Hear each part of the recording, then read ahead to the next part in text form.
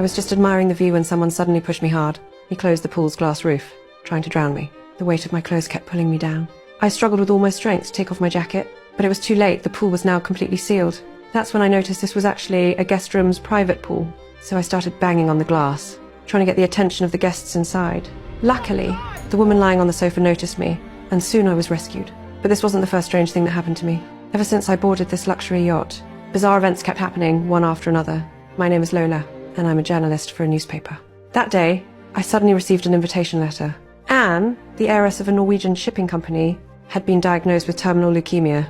Her husband was organising a charity foundation in her name, and invited several board members aboard a luxury yacht to attend a fundraising dinner in Norway. They hoped I would join them to help promote this charitable cause.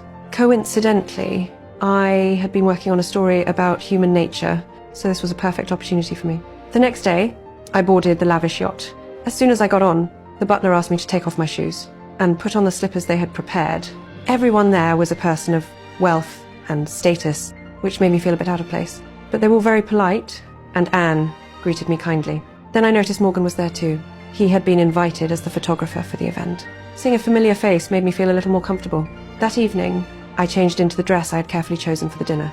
But on my way down the corridor, I ran into Morgan, who was showing his work to a woman and flirting with her. To avoid the awkwardness, I hurried into the room next to mine, room 10. Just then, a blonde woman who had just finished showering walked out. She looked surprised to see me, then put on her hat and went back into the bathroom. Realizing my mistake, I quickly apologized and left the room. But I didn't know that this meeting would be the beginning of a nightmare. During dinner, I was told to meet Mrs. Anne afterward. So I went to her study first, and soon Anne arrived as promised. Leukemia had taken away her long hair, but from her words and demeanour, I could tell she was an elegant and intelligent woman. She said she admired my work, speaking up for those who needed a voice. But since she had stopped treatment, her health had been rapidly declining. That was when she revealed the real reason she invited me. She wanted me to look over her speech for the dinner.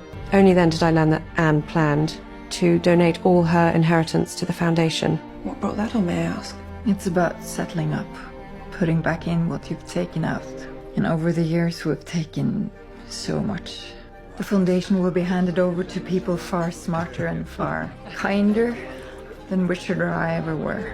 Well, it's charity without the ego. Hard to be egotistical when you're warm food.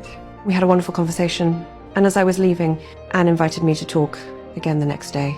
But that very night, something unexpected happened. I was awakened by a loud argument coming from next door. Following the noise, I quietly stepped onto the balcony. The next second, I heard a loud, unmistakable splash. I rushed to look. Someone was floating in the water. When I turned my head, I saw a bloody handprint on the glass wall.